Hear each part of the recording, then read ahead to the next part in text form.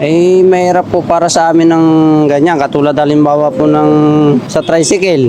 Eh, magkano na lang din naman po ang kinikita namin sa tricycle. May mga pinag-aaral pa po kami ng mga estudyante. Eh, ang bigas ngayon, magkano na rin. Lalo-lalo na yung gas. Ay, ang gas, 1.5 na. Eh, hindi nga rin namin alam kung paano namin pagkakasyahin yung ating kinikita. Kaya nangyayari nito, nagdo-double purpose na lang kami.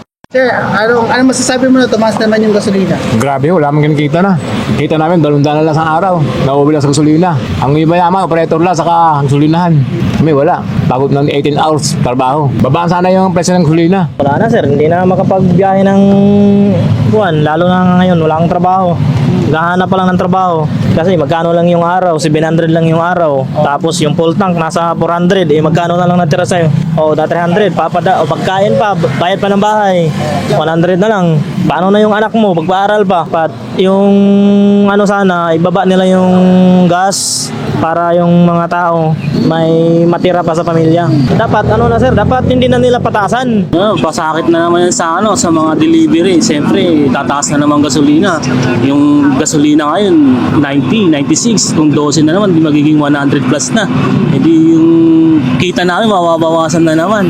Sana nga mabago na yung yung presyo. Bumaba naman kahit papaano. Kasi mahirap din sa mga delivery na ang tumal-tumal lang tapos ganyan pantaas pa ng gasolina, wala nang nauwi sa pamilya. Sana sana makahanap sila ng solusyon para bumaba yung presyo ng gasolina at crudo. Kasi kawawa naman yung mga jeepney driver tsaka mga delivery rider gaya namin na huwag na nga lang kinikita, tataas pa ng tataas yung mga gasolina. Kaya sana yun ang pawanawagan namin na sana bumaba na yung mga presyo ng gasolina. Mga hirap na nga sir ang mga driver dahil sa taas ng gasolina Piktado na sir, wala na nga akong naiuwi Sir, ano mong panawagan nyo sa gobyerno? Sana po maksyonan nila para hindi na lahat po na po sa hirap. Ano siya, ano magagawa namin kung talaga hindi naman tatakbo sa sakit, kulang tis na lang, talaga gano'n. Para sa uli ko lang yung taxi bukas,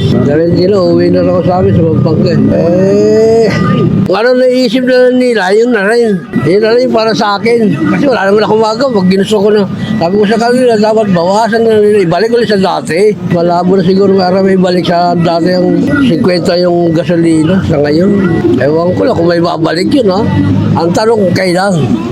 Yun lang yung para sa akin.